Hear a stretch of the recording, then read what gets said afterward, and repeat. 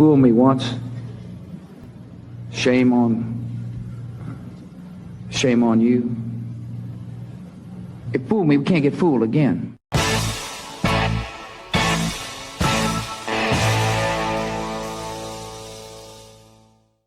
Uneasiness is rising in mainstream America. People know that something is wrong and that the problem is getting worse. What do we do? Agenda 21, Sustainable Development, is a blueprint that regionalizes our landscape and collectivizes the American economy and its people in order to implement world government through the principles of the UN Charter. Americans must take the first step to understand the scheme behind the reordering of America. The initial step in understanding this scheme requires that we recognize the goals of the globalist philosophy include an attack on unalienable rights. Globalist goals include: 1, the abolition of private property; 2, to base world governance on public decree, not individual rights; and 3, the dramatic reduction in human population. All right. Welcome, everyone, to the second episode of Reframing the Narrative. And back with me is Discerning Jake, and we are very happy to have special guest TJ Bowman with us. TJ is a good friend of mine from the real world. We're just a couple truthers who bumped into each other along the way. And I just want to give a big shout out to TJ. And TJ, why don't you introduce yourself before we kick things off here? All right, brother. Thank you for the welcome. I kind of have a lot of affinity for both of your introductions because I relate a lot with it, and I'll leave that there. I kind of grew up around the 9/11 time as well and smelled a lot of BS and did a lot of deep diving into government manipulation, where they've been with false flags and those MK Ultra programs, things like that. At some point in my journey there, probably around 2012, really, with that whole doomsday thing, I got heavily invested in sleuthing out the secret societies and the occult, and then also that law of attraction, and figuring out, how are they working these things, feeling out the symbolism and all of that. And then at some point, I ran into a spook of some kind. This guy was heavily invested in, let's say, Kabbalic mysticism. And he's a professional artist that had heavy ties with the current administration at the time.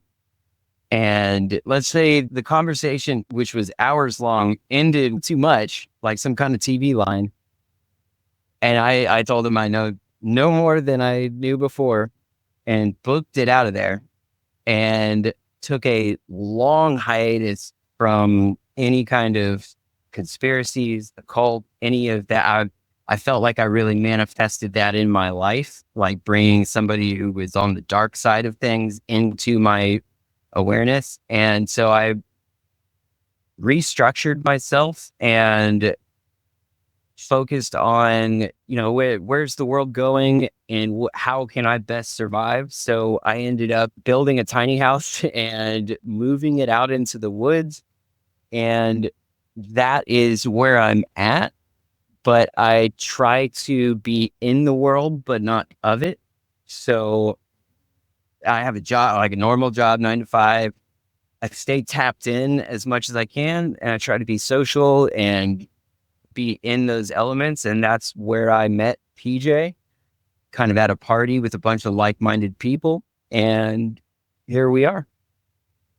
Well, it's awesome to have you. And I can definitely relate to a lot of the journey that you just described. And, the more that you peek behind the curtain and see what's actually controlling much of the reality that we're in, the more you discover there are some dark corners and some bad actors, and I can certainly understand the reaction you had to that particular gentleman that you described.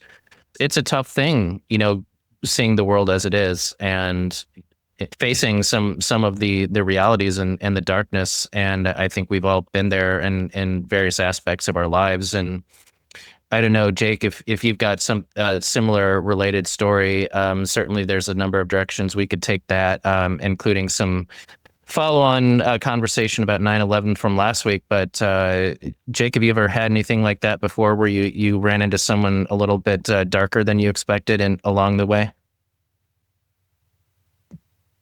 I not really, no, not in the sense where I was like treading into territory I felt was kind of perilous, or where I had any warnings. I did meet a Freemason once on an airplane, and he invited me to his lodge meeting, and I didn't feel like a somebody at the time. I was already aware of like Freemasonry and occult practices and things like that, but I was curious, but I felt like I wouldn't have been, they're kind of about karma and sincerity on some kind of level, and I felt like I would be insincere if I infiltrated and took part in something that I wasn't actually sincere about following up on.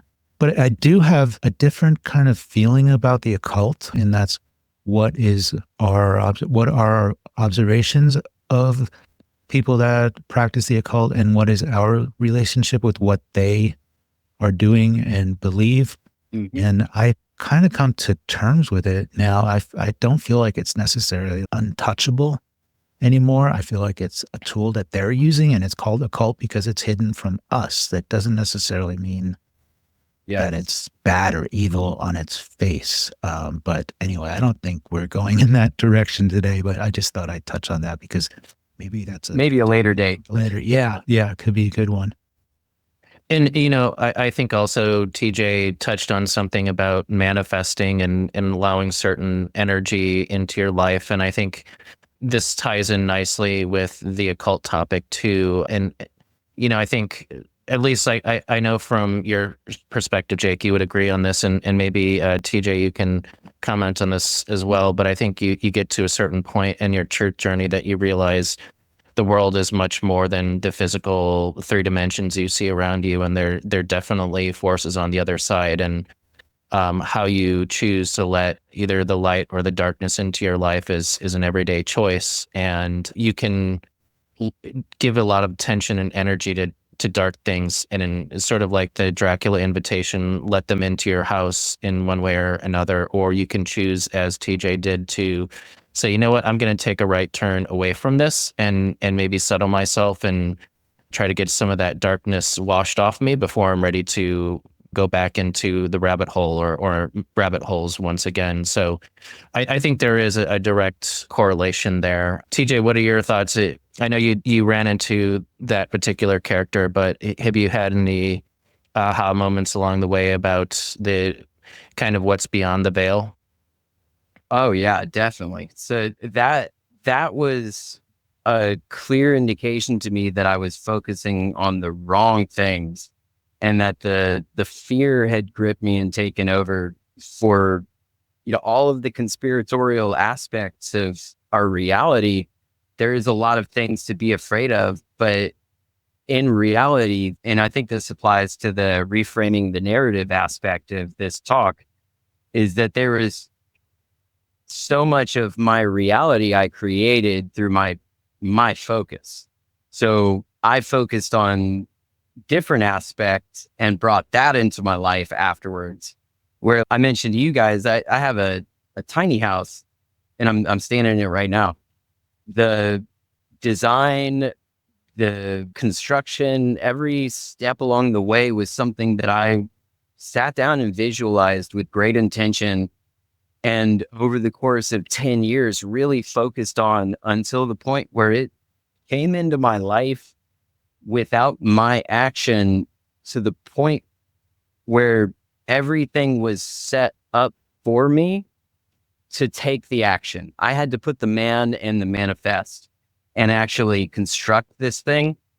But literally, like the money came to me, the materials came to me, the deals that made it possible all came to me through that focus. And so I have a great affinity for at least the concept of manifestation, because I've seen it work in my life, in the negative and the positive. And I think that lends towards reframing the narrative, where we have to really focus on what our intended goal is to bring that about. And the official narrative is them trying to impose this perspective on all of us so that we collectively manifest for them their corrupted intentions. I couldn't agree more. I think that's just more evidence and kind of pushes towards the direction of the things we see on TV, trying to create a certain reaction in the viewers, whether that's a major political event or some sort of destructive situation. Very relevant to the clip we saw coming into this particular episode. We saw that little bit from Michael Shaw talking about the Wildlands project and kind of its stated aims.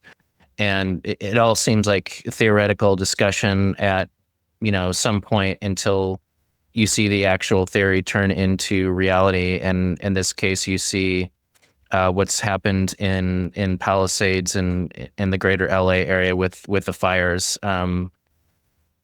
It turns into something that affects a lot of people's lives, and it's not just the people who are there present experiencing it, but it's everyone in the world and wondering, is that going to happen to me next? What do I have to do? And I think there is that aspect of the intentional trauma for people to witness and to internalize. That almost propaganda, that false flag, like they create what they want you to believe and to expect, and then shape around that. But yeah, back to you, DJ. Well, I think everything that we're being handed right now, like even going back to the drones, to what happened on New Year's Day and all this, no matter what thread you follow, and going back to what you were saying about like following conspiracies and stuff, I think back to the way I felt back when I discovered that things aren't the way I thought they were or wanted them to be. And I was an angry mofo for a while, and it probably wasn't too much fun to be around, although I had a lot to talk about. I'm an introvert. A lot of fun at parties. I was like only fun at parties with people who would listen. But, I did intrigue some people along the way. I guess I made sense to some extent. But anyway, the effect is that I'm not angry anymore personally, but I think people are back. They're on their heels. They're like, what are they going to, like, they're waiting for the other shoe to drop constantly. Yeah. And just playing defense. Like, man, I just want to kind of like take back sovereignty of my mind and my consciousness at this point, and following along with this, whatever is going on, and blaming the chief, the fire chief, and DEI hires and incompetence, and getting angry at Newsom, and all these things that we can point to only serve to get kind of a visceral and emotional reaction from people. And it's a sleight of hand, because changing the names, get rid of the Rothschilds, there's always going to be somebody else that runs a bank, stuff like that. It's like we have more fundamental problems, and they're way bigger than the police chief and incompetence and whether the water was turned off and all that kind of stuff. Although I do have my take on some of those details, because I am also trying to be in the world without being of it.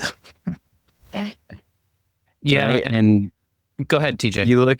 you look at that fire chief, and it's like, well, did they place somebody that is in this trans community within a position of authority and incompetence for a reason? Do they want more division?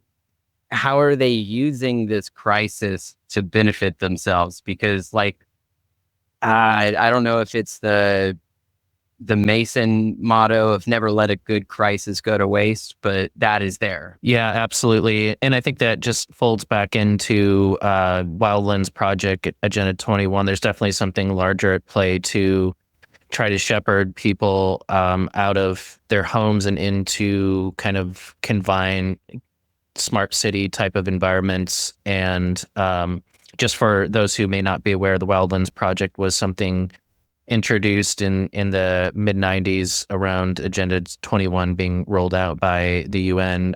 But the long and short of it is that there's this stated goal for 50% of the U.S. to be turned into wildlife habitat inaccessible to the regular common citizen, with another 25% buffer zone around that is only accessible through certain permissions, government agencies, NGOs, et cetera. And the remaining 25% scraps is for the rest of us. And it's part of a larger agenda. But I mean, you do have to look at some of these things that have been happening with the skeptical eye, not only the wildfires and all the various aspects that clearly point to some sort of contrived plan to make some of these things happen. But even some of the more recent events that we've seen earlier this year, we touched on earlier the New Orleans situation, and then the truck in front of the Trump Tower. There's just so much that's, I think, pointing us all towards a common direction. Now they may not be totally related kind of at surface level, but I think they all kind of are headed towards an agenda. And I think back to reframing the narrative, the question is, are you going to get on that train, or are you going to step aside and let it do its thing to the extent that you're able?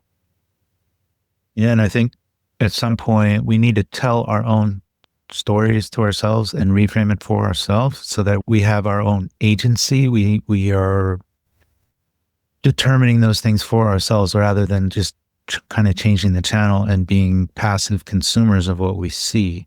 And just speaking of that, I kind of came to a reframing of how I speak to normies recently.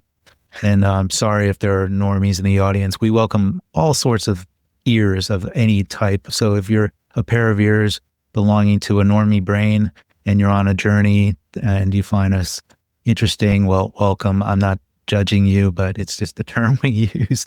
But I don't know how normies would stumble upon this. At any rate, when people refer to the theater that we see out there as politics, my new kind of stock response is, I don't watch that program. And program's right. It's all programming.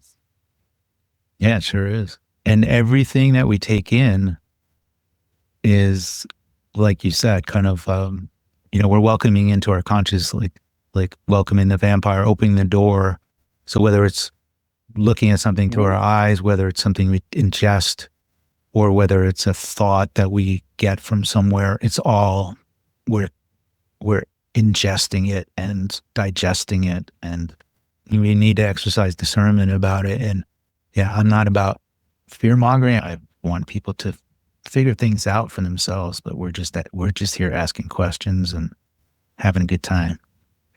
Yeah, and actually, I think along the theme of programming, it really is, even today in our modern society, in what's propagated through media channels and the news, is our literal programs. And I mentioned this last week during our first episode about the Communications Act of 1934. So that set certain limits on the government for producing government-sponsored programs and giving them to the news stations to run as real news spots. And as of 2012, the Smith-Mundt Modernization Act actually repealed all those safeguards. So literally, something you could be watching on the news is a program. And to DJ's point, do you choose to be part of that program and tune in and let it control your thoughts and your mind and energy?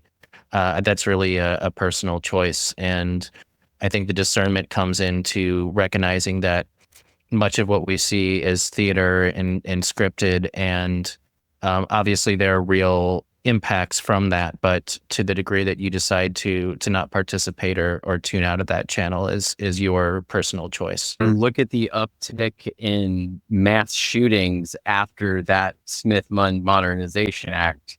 Hmm. It's definitely a correlation, not a causation, but correlation at least. Yeah, that could be its own episode. All the let's just call them oddities of mass shootings and events of that nature. Yeah. Not sure how much And we want to say controlled today, narratives but of yeah. Yeah. The oddities are many for sure.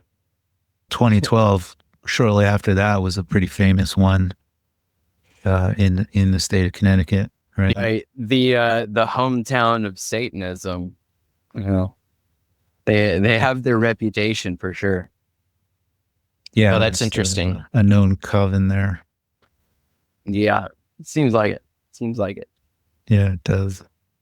Well, didn't I so- kind of like do a go around the room a little bit and mention some narratives that we used to kind of follow and stopped following, or some way in which narratives have impacted us, and then our relationship has maybe changed with them? Yeah, TJ, why don't you lead it off? Put you on So the spot. yeah, as far as like narratives that I think, because I believe that there's at least the counter opposition to every narrative. They've created traps around the lies that they tell, so that the first thing that you question turns into another thing that they control. And so, I think we obviously all will look at 9/11 and we have our questions, and then the first easiest answer is that, oh, they're trying to get oil. And maybe, and that also follows the petrodollar warfare concept, that there's so much of the world that we're not tuned into publicly that is about the trade agreements and the economies and these things that they just keep out of the public eye.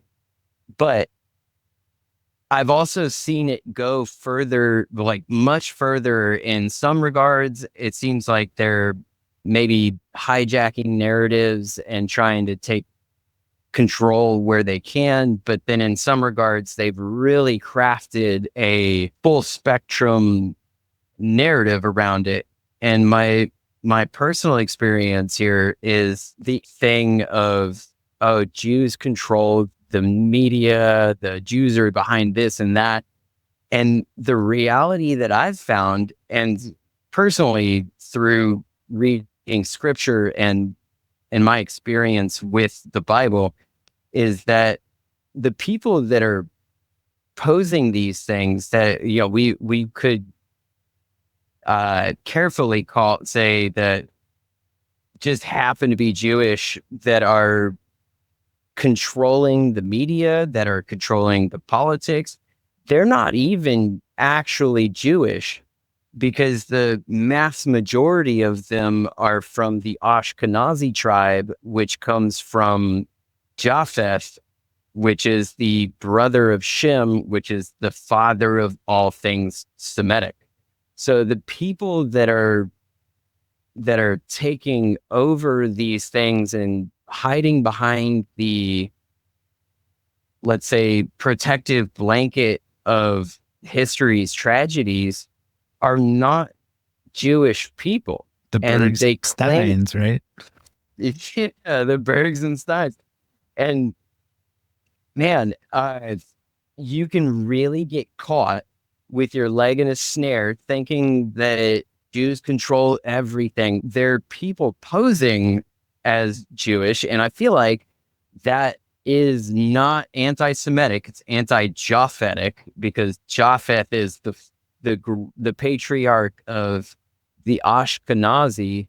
But they fall into so many of these narratives, and I've seen some very right-minded, introspective, and investigative individuals fall into this false narrative that Jews control all these things, when the reality is that it's somebody deeper manipulating things, but there is control of all of these narratives. And the part of reframing the narrative is getting past these prejudices and these biases that they place as a target on your head to get to the bottom of it. And I'll leave it to the rest of you. Yeah, well spoken, TJ, and I agree with everything you said there. We're often given one specific or a few specific boogeymen to go after, and that in and of itself is a trap. And I think many of us in the truth community realize that there's a multi-layered pyramid type structure of many different factions in control and who have a piece of the pie, but it's not. I had a situation somewhat recently where I was talking to a normie friend of mine who was like, okay, so who are they? Well, and the simple answer is it's multifaceted, right? It's not, they expect, people of that mindset expect you to point to one thing. So then when you point to that one thing, it's like, well, that's been debunked. Snopes has said something about that or whatever, right? Yeah. And so like the answer is never that simple and cut and dry. And the reality is there's many hands stirring the pot. And so, absolutely. I think that even with the 9/11 situation, you're right. There was some people who reacted to, let's just say, that part of the Middle East being involved, and perhaps they had some role in it. But I think the picture is much bigger than that, and I think that that's evident by when you go back and look at some of the video and some of the newsreels and watch them again and see the careful wording and that's being used to imply that what you were seeing was actually a series of pictures. And when you see certain things not lining up with what they're talking about, you just realize that it's a well-crafted illusion and there's many people involved. So that's a big one, TJ, for you to bring up, is just really being cautious. Right. Heavy hit on the start. Yeah, No, but it's it's absolutely true. You even mentioned the type of gathering where you and I met, and I was at a similar one this past weekend where I was having some conversation with, generally like-minded folks, and it just really floored me talking to some of those people where, they get to a certain point where they're like, okay, we've gotten past that one thing that we didn't want to have to participate in, and they find their kind of all those heroes and outspoken voices that were right there for them to find. And then they kind of stop there, and you can tell that they've sort of their growth has kind of come to a halt, and many people are happy. They've been hijacked. Yes, absolutely. There's so many examples of that, and I guess it just really depends on how thirsty you are to get to the bottom of things. For many people, they're fine with just, I didn't want to get stuck in the arm, and whoever was saying you don't have to get stuck in the arm was good enough for me. But yeah, it's a big one, and to continue to dig is pretty isolating, because you lose friends and colleagues pretty quickly, because not everyone wants to face the facts or at least the idea that some of the people that they put up as heroes were not actually heroes. They were there as part of that controlling the other side of the narrative. I feel like Alex Jones is a good one for that aspect. Yeah, because it is one of the first people you fall into is kind of a catch net, and he'll allude to those same things but not touch on them. And DJ, I remember last week you mentioned Talmud vision, and it's like, yeah, 100%. That I love that term, but you look at Zionism and the Talmud, and that is like one of the most anti-Semitic things possible, is to force the will of God on this Zionistic thing. There are great numbers of literal Jews that denounce Zionism as being exactly that, anti-Semitic.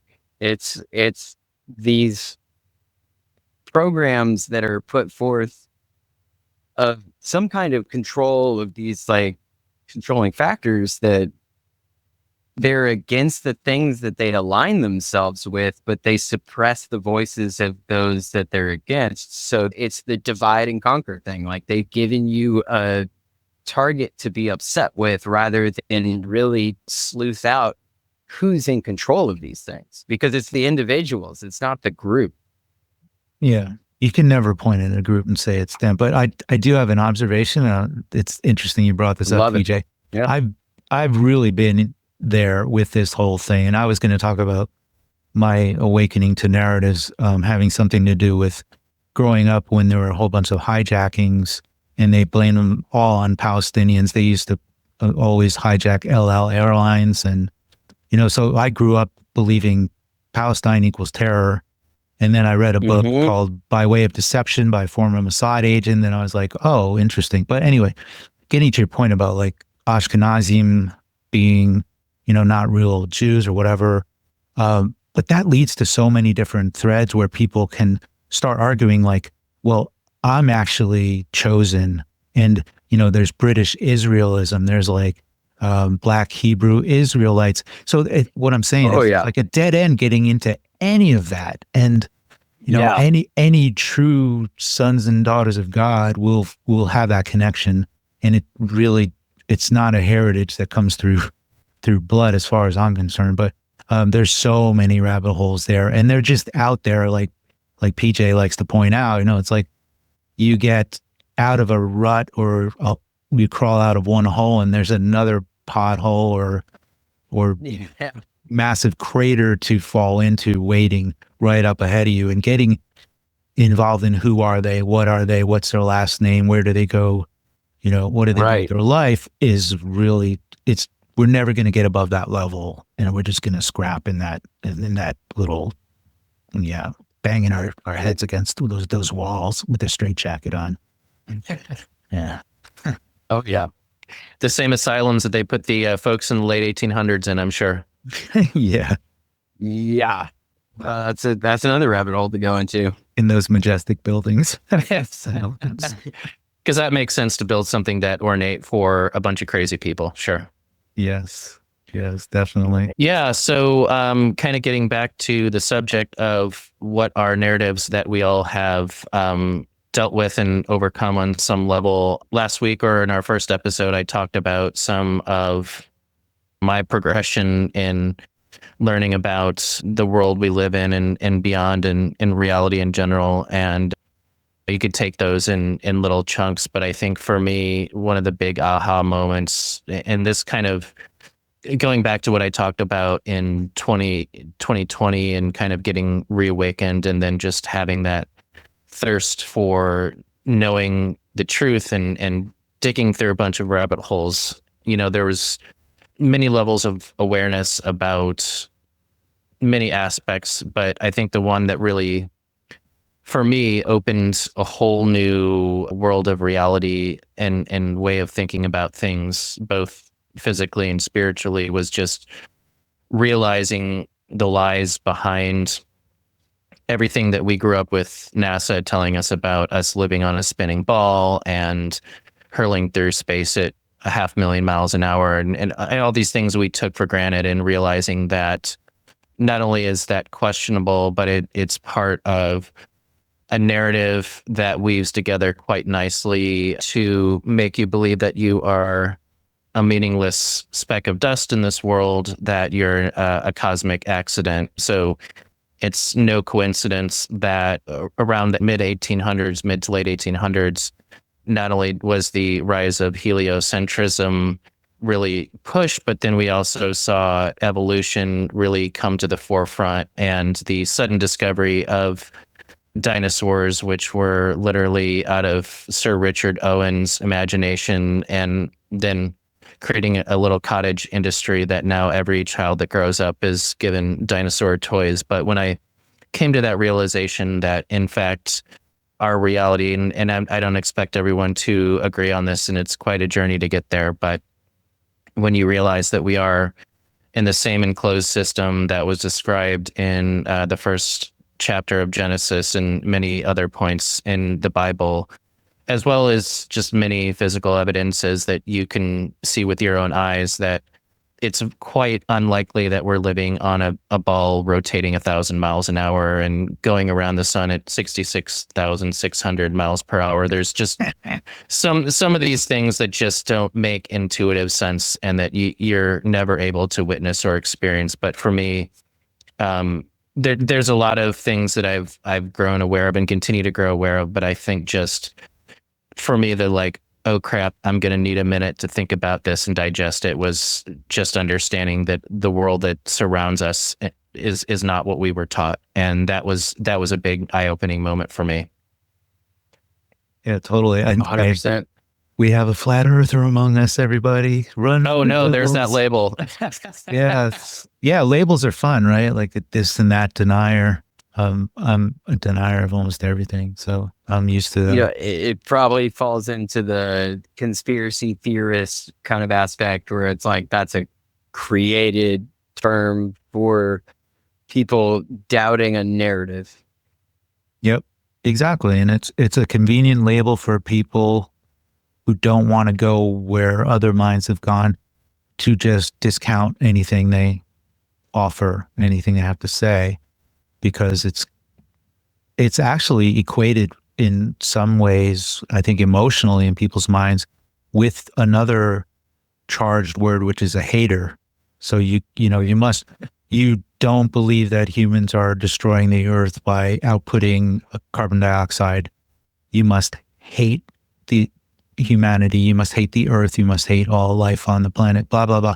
It's just emotionally charged, and it gives people license to go and turn off their, not listen, just detune. Or to align themselves with that officially accepted narrative. Yeah, for sure. Yeah, that's why I feel like the traps are all there for a reason and in a place for a reason. It's interesting too, because even in that community, and I'm talking about the flat earthers, there's even traps that I've seen in there that, people who will make the strong arguments that we don't live on a spinning ball, but then grab you by the coattails and lead you over towards some sort of pagan ideology or something similar. And I see that a lot. And even, I noticed, to me, and for those who haven't seen it before, I highly recommend the long form series called What on Earth Happened by a guy named Iwarnan. That was really pivotal for me in understanding everything. His follow-on series, The Lost History of Flat Earth, was also quite epic, but shortly... It's amazing. Yeah. Was amazing. Yeah. Well, thank you for saying that, because that's exactly where I was going with this, is that I was curious the other day, and I was like, so what's that guy been up to after he came out and started trying to debunk the old world ideas? It looks like he has an inactive YouTube channel. Like maybe he did his part. Like he sort of got people to a certain point and then cast a doubt, and he's like, and I'm out. Now, I don't know if that's 100% accurate, if he's doing something else these days, but, or of course, I'm sure everyone's heard, or many people have heard of the quote unquote final experiment, and some of the doubt that's been cast on Whitsitt, Austin Whitsitt. There's just there's some shady characters out there in every aspect of truth, and it goes back to just having the discernment to figure out which of them have honest intentions and which ones might just be on a gravy train to make money for a little while, or perhaps be part of the counter narrative, as we were talking about earlier. Yeah, and I can see people being kind of gatekeepers or leading people down a certain path and getting to the point where they're just, reality kind of sets in, and they're like, people are kind of like, my message today is a lot of like, you're on your own. I'm not putting it we're never going to be like outrageously popular here, because we're not giving people set solutions or painting a picture for them. And that's not so exciting to go on that journey sometimes, unless you're prepared for it. And somebody who might have a certain channel on YouTube and is getting monetized, or is frustrated with not getting monetized, and then they have 2 children and reality is kind of encroaching on their life, and they're probably, I could see them justifying and just saying, okay, I've put enough information out there for people to make up their minds, and if someone offers me a deal to kind of sell out or just put on a show at some point, that's cool, I can justify that. And that's kind of how I see things have gone with that final experiment. That crowd right now is just like, well, they provided good information to me. I don't feel like I've been, I was led astray because I never really got on board with any particular personality. And that's what I really caution people to do, is just take the information for what it's worth. You can find good information. You can have great conversation with the normies even. You can find good things anywhere, and just, you got to be open to it.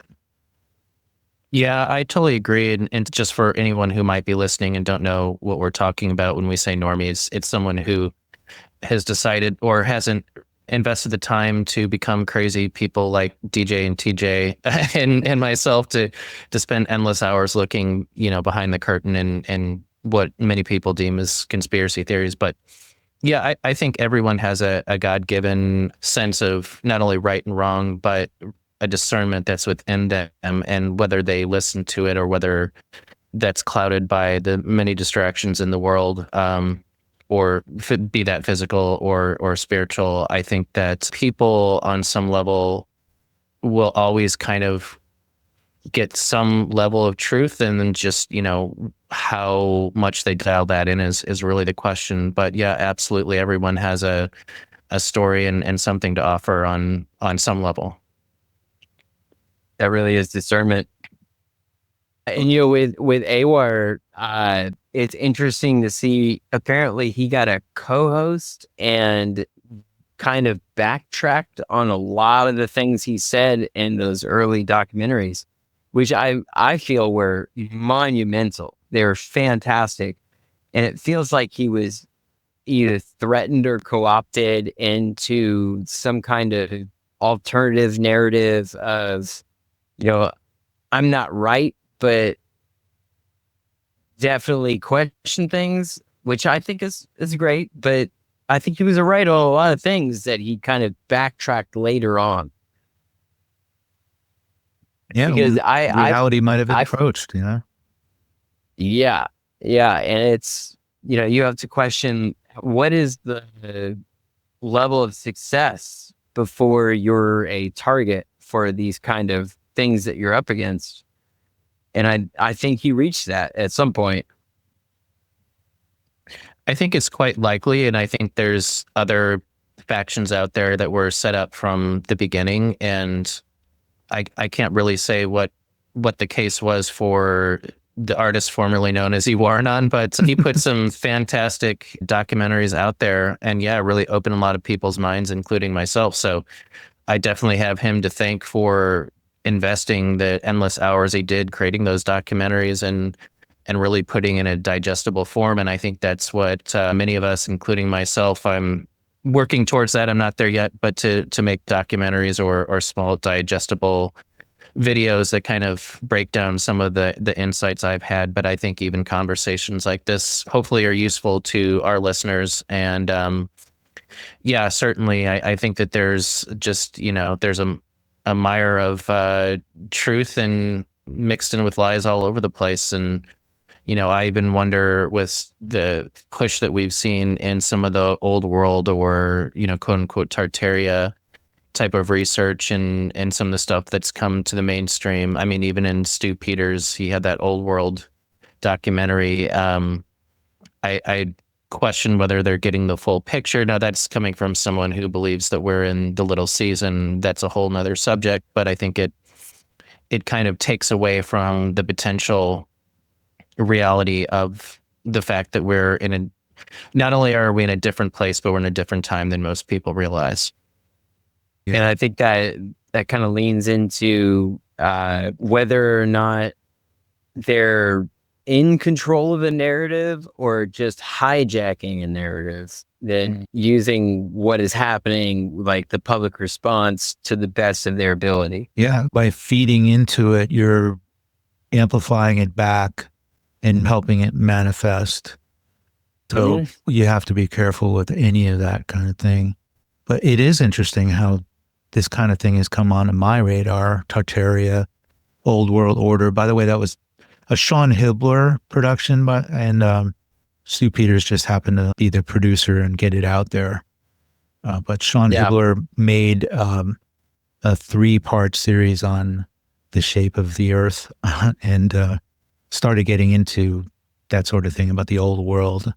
And his documentaries are certainly worth checking out, learning about Satelloons and maybe what may have happened with the crew on the Challenger in 1986, which for some reason the whole country was watching that live. And so there was a lot of like spiritual energy that was concentrated on that. And they wanted people to pay attention when that happened because they wanted a certain kind of response to it. But anyway, that's Sean Hibbler's work, and it's definitely worth investigating. And I think we'll probably get into the old world stuff and mud floods and dovetail that with the timeline that you're speaking of, PJ, and whether we're in the little season or whatever you want to call it, and how our calendar has been messed with and what time we're in. Where we're at amongst the reset concept. Right. And I think we are in a reset, and it's for another time, but I'm actually kind of like okay with it. It's like, okay, we're in a reset. Yeah. How about you, PJ? Yeah.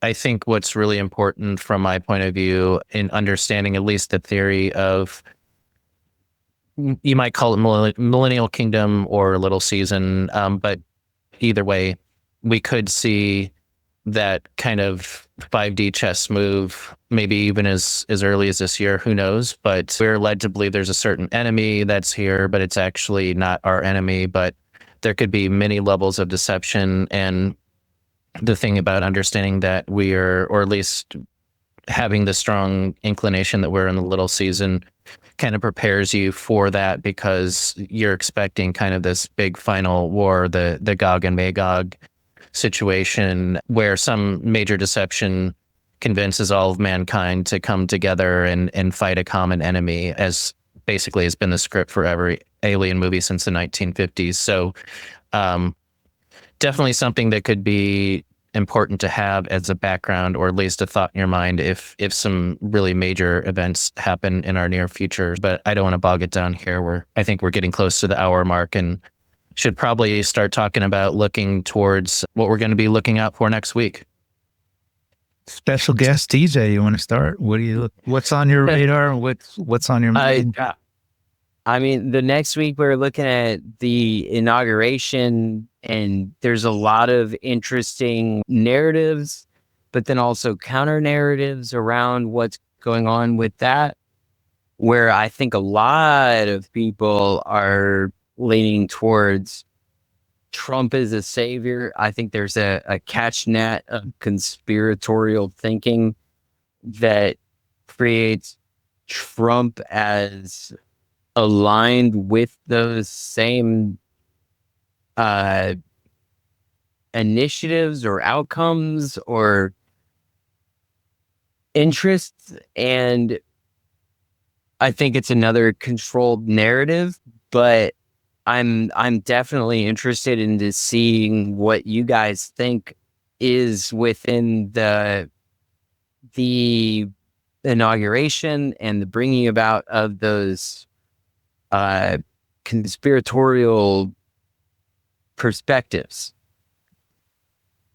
Yeah, that's fertile ground. I'll definitely be keeping an eye on that.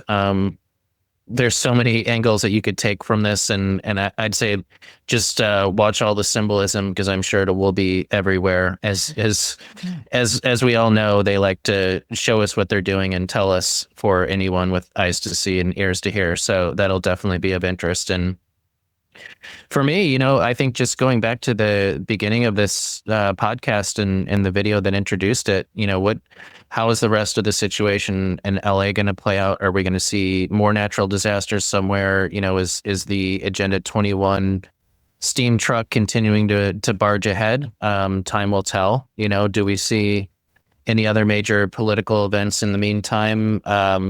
We didn't even touch on Canada, Greenland being potentially acquired by I was about to. by the U.S. and that actually again something for another day, but that could tie well into the little season theory. So let me not steal your thunder, Jake. All right. Well, Why I don't you wanted expand to. on that thought? Yeah. Well, two different statements that the Great Orange one has made recently. The joke about making, well, it seemed like a joke on the surface to a lot of people, making Canada the 51st state, and then maybe acquiring Greenland definitely plays into the idea of just rezoning everything according to the Wildlands project, Agenda 21, Agenda 2030, and just reshaping everything maybe in line with the Great Reset. It could be economic and beyond. But another statement that he made that I will be watching to see how it plays out in the next week is certainly when he said, if the Israeli hostages are not released by the inauguration, there will be hell to pay in Palestine by Hamas. And I'll leave that right here. I don't really want to go too far beyond that, except maybe to remind people that Hamas is a creation of Israel, and they're funded by Israel. Mm-hmm. And Netanyahu has admitted it. And so we're not really dealing with two sincere entities here. We're always dealing with some kind of theater, and people are always caught in the crossfire. But we'll see how that plays out. And there's always an Iran angle that seems to always be on, they're always, anytime there's some kind of an attack, including these drones appearing over past New Jersey, past the New York area, and beyond, there are people going in, well, it could be, they could have been launched from an Iranian ship offshore. And they're always I putting think that they in. And I'm officially waiting for said that. Yeah, that's ridiculous, of course, because they don't have that range. And anyway, that's what I'll be observing. And then also how this whole incompetence narrative about the fires in the LA area plays out, because I think I'll just conclude on this thing. I haven't found that it's that important to figure out what has happened and who did it. But what's more important is what they do with all of these crises that they know they don't want to go to waste. And we can see that with 9/11 and the justification for going into other countries and doing what they did. And now we'll see, how does this play out? Does it play out into better fire prevention? Does it play out in better budgets and enriching certain forces and agencies and players? Or does it play out in some other way that we're kind of pointing to, as far as like maybe making certain corridors off limits for a population? But I think there's one aspect that's kind of interesting, because this fire situation has really gotten a lot of people that are typically not too tuned into these sort of things on the so-called left are waking up a bit. So it's interesting to see that, you got Hollywood getting angry because this happened literally to their own properties and their backyard. And they're like, incompetence is incompetence. And, people are clamoring for that problem, reaction, solution. They want the solution, and it'll be fascinating to see how this plays out. And of course, I'm not just an audience member here. There are real lives at stake and real property loss, and it goes beyond just human lives as well, to wildlife and animals. And it's always tragic, but that's what I'll be looking at over the next week or so. So there's a lot in store. Absolutely.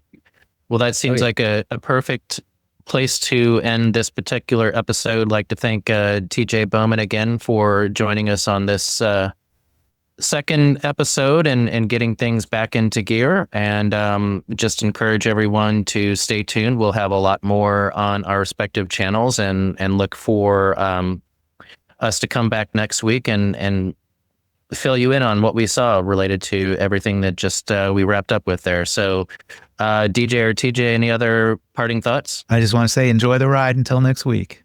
Gonna be a good Enjoy one. the ride. Yeah, I think I'm on the same boat. We'll see you on the other side. Till then, folks, get your popcorn ready. You just have to flood a country's public square with enough raw sewage. You just have to raise enough questions, spread enough dirt, plant enough conspiracy theorizing that citizens no longer know what to believe.